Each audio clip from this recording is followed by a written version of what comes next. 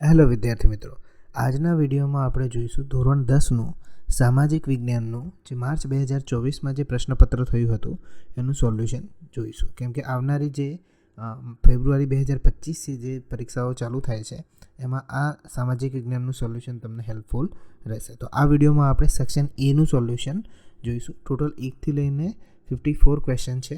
Total paper છે 80 માર્ક્સનો. તો ચલીએ section A ચાલુ કરીએ. ક્વેશ્ચન નંબર 1થી લઈને 24 ક્વેશ્ચન છે આમાં સેક્શન એમાં. દરેકનો 1 ગુણ છે. તો સૌપ્રથમ 1થી લઈને 5 પ્રશ્નો જે છે એ છે જોડકા જોડો. તો બહુચરાજીનો મેળો ક્યાં થાય છે? મહેસાણામાં થાય છે. આ ઉપરથી એ પ્રશ્ન પર આવી શકે કે આ ક્યારે થાય છે? તો ચૈત્ર સુદ પૂનમે થાય છે.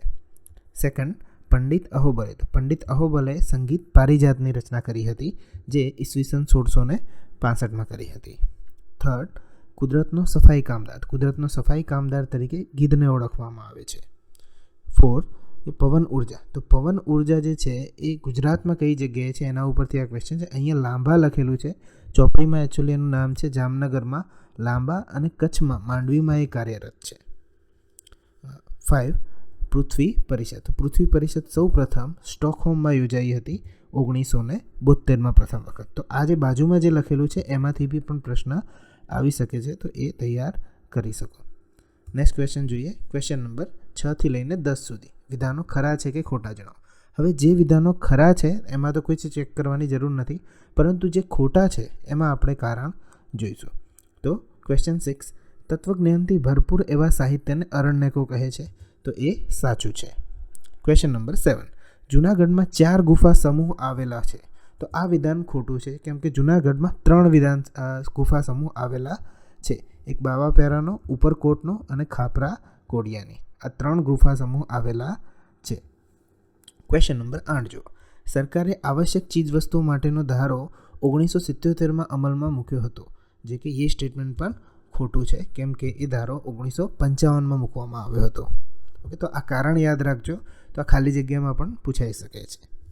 ક્વેશ્ચન નંબર 9, તમારી પરીક્ષામાં ખાલી ખરું અને ખોટું જ કરવાનું હોય છે. આ તો ખોટું છે એટલે હું કારણ બતાવું છું, જેથી કરીને નેક્સ્ટ ટાઈમ અગર આમાંથી ક્વેશ્ચન આવે તો ખબર પડે. ક્વેશ્ચન નંબર 9, સરસ્વતી સબળા યોજના અન્વયે કન્યાઓને વિનામૂલ્યે સાયકલ આપવામાં આવે છે. તો આ સ્ટેટમેન્ટ પણ ખોટું છે.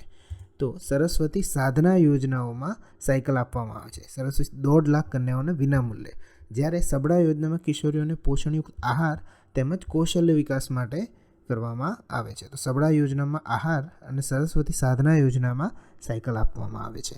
ક્વેશ્ચન નંબર 10, બંધારણની કલમ 17 અન્વયે અસ્પૃશ્યતા નાબૂદ કરવામાં આવી છે. તો આ વિધાન સાચું છે. નેક્સ્ટ MCQ આપેલા છે કે યોગ્ય વિકલ્પ પસંદ કરીને ખાલી જગ્યા પૂરો. તો રાષ્ટ્રીય માનવ સંગ્રહાલય એ ક્યાં આવેલું છે? તો એ મધ્યપ્રદેશમાં ભોપાલમાં આવેલું છે. ક્વેશ્ચન નંબર 12, ખાલી જગ્યામાં ભારત સરકારે વન્યજીવો માટે બોર્ડની રચના કરી હતી. તો 1952માં. ક્વેશ્ચન નંબર 13, પૃષ્ઠીય જળનો મુખ્ય સ્ત્રોત જે છે એ નદીઓ છે. નેક્સ્ટ ક્વેશ્ચન આપણે જોઈએ. ક્વેશ્ચન નંબર 14, ખાલી જગ્યા નદીમાંથી ગ્રાન્ડ એનિકટ નામે જાણીતી નહેરનું નિર્માણ કરવામાં આવ્યું છે. તો એનો જવાબ છે ઓપ્શન બી, કાવેરી નદીમાંથી. ક્વેશ્ચન નંબર 15, એક્સપ્રેસ હાઈવેને ખાલી જગ્યા માર્ગ પણ કહેવામાં આવે છે. તો એક્સપ્રેસ હાઈવેને દ્રુત ગતિ માર્ગ કહેવામાં આવે છે. દ્રુત આવે અહીંયા, દુ લખેલું છે અહીંયા पे, તો ધ્રુવ આવે, દ્રુત ગતિ માર્ગ. 16માં સાચો ક્રમ પસંદ કરીને જોડકા જોડો. તો જુઓ, સૌથી પહેલાં તો વડોદરા મ્યુઝિયમ ક્યાં આવેલું છે? તો વડોદરામાં જ હોય. તો અહીંયા 3માં બી ઓપ્શન, આ 2 જગ્યાએ છે. તો બાકીના 2 ઓપ્શન તો કટ જ થઈ ગયા પહેલેથી. પછી જો એમાં 1D સેમ જ છે. તો રાષ્ટ્રીય સંગ્રહાલય એ ન્યૂ દિલ્હીમાં છે. તો આપણે બીજામાં અને ચોથામાં તમારે ડિફરન્સ ચેક કરવાનો છે. તો સાલારગંજ છે, તો સાલારગંજ જે છે એ સી હૈદરાબાદમાં આવેલું છે. તો એના ઉપરથી આપણને ખબર પડી જાય.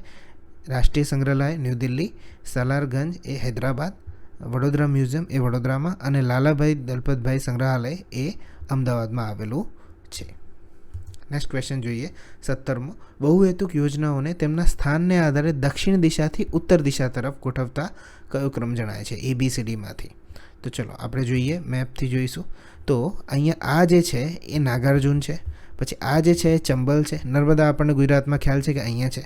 તો નાગાર્જુન પહેલાં દક્ષિણથી કીધું છે, તો નાગાર્જુન સાગર, પછી નર્મદા, પછી ચંબલ અને ભાખરા ડેમ જે છે ભાખરા નાગલ એ ઉપર સૌથી. તો આપણો જવાબ થશે ઓપ્શન ડી. દક્ષિણથી ઉત્તર કીધું હતું એટલે. નેક્સ્ટ ક્વેશ્ચન જોઈએ. Question number 18. ભારતમાં લગભગ કેટલા ટકા જળ સિંચાઈ માટે ઉપયોગી છે? તો આમાં જવાબ આવશે ઓપ્શન એ 84%. Question number 19. ઉત્પાદનના ત્રણેય સાધનોને ઉત્પાદનમાં યોજનાપૂર્વક જોડવાની કામગીરીને શું કહેવામાં આવે છે? તો ત્રણેય સાધનો કયા કયા? તો મૂડી, શ્રમ અને ભૂમિ. આ ત્રણેય સાધનોને ઉત્પાદનમાં યોજનાપૂર્વક જોડવાની કામગીરીને કહે છે નિયોજન. નિયોજન અથવા તો નિયોજક બંને પણ ચાલે. Question number 20. કઈ પદ્ધતિને મુક્ત અર્થતંત્ર કહે છે? તો એનો જવાબ છે બજાર પદ્ધતિને. Question number 21. ભારતને કુલ કેટલા કિલોમીટર દરિયા કિનારો મળેલો છે? હવે આમાં બે અલગ અલગ ચેપ્ટરમાં બંને અલગ અલગ જવાબ છે, તો તમે કોઈ પણ લખી શકો. શરૂઆતના જે વારસાવાળા ચેપ્ટર છે એમાં જવાબ છે 75,7517 કિલોમીટર. જ્યારે પરિવહનવાળું જે ચેપ્ટર છે એમાં જવાબ છે 7,516. અને તમે ગૂગલમાં બી ચેક કરશો તો 7,516.6 કે એવું કંઈ આશરે લખેલો છે. તો તમે આ બંનેમાંથી કોઈ પણ જવાબ લખી શકો છો. 7,516 કિલોમીટર અથવા 7,517 કિલોમીટર બંને ચોપડીમાં આપેલા છે. નેક્સ્ટ ક્વેશ્ચન જોઈએ. 22. ગુજરાતનું 12 માસ ખુલ્લું રહેતું બંદર કયું છે? તો છે પોરબંદર. Question number 23. વિકાસશીલ રાષ્ટ્રોની મુખ્ય આર્થિક પ્રવૃત્તિ કઈ છે? તો વિકાસશીલ રાષ્ટ્રોની મુખ્ય આર્થિક પ્રવૃત્તિ ખેતી છે. શિક્ષણ, બેન્કિંગ, વીમા કંપનીઓ વગેરેની કામગીરીનો સમાવેશ કયા ક્ષેત્રમાં થાય છે? તો તેમનો સમાવેશ થાય છે સેવા ક્ષેત્રોમાં. તો અહીંયા આપણો સેક્શન એ સામાજિક વિજ્ઞાનનો માર્ચ 2024નો પૂરો થાય છે. નેક્સ્ટ વિડીયોમાં આપણે જોઈશું સેક્શન બીના ડિટેલમાં ક્વેશ્ચન આન્સર જોઈશું, કઈ રીતે યાદ રાખવા એ બધી બી શોર્ટ ટ્રીકો આપણે જોઈશું. ચાલો મળીએ નેક્સ્ટ વિડીયોમાં. ત્યાં સુધી બાય.